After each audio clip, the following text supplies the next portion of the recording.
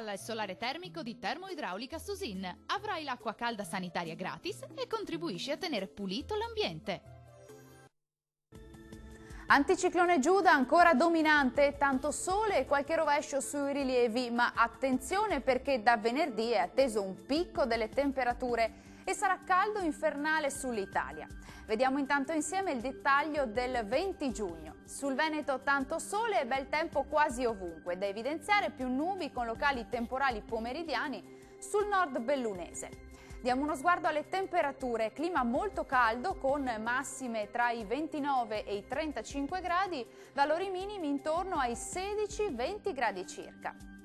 Che tempo farà sul Friuli Venezia Giulia? Sole splendente ovunque, salvo qualche velatura innocua sui settori occidentali. Temperature massime comprese tra i 29 e i 32 gradi, valori minimi intorno ai 18-19 gradi circa.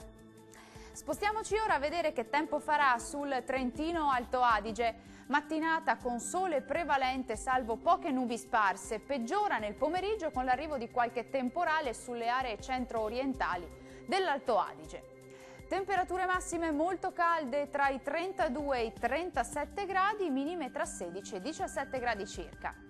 Il mare sarà calmo, localmente quasi calmo nella laguna di Venezia, i venti moderati da sud-est, localmente deboli meridionali sul Golfo di Trieste.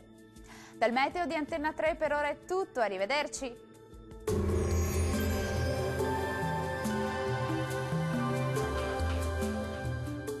Termoidraulica Susin. Se compri una caldaia, in omaggio il condizionatore. Termoidraulica Susin a 0 branco.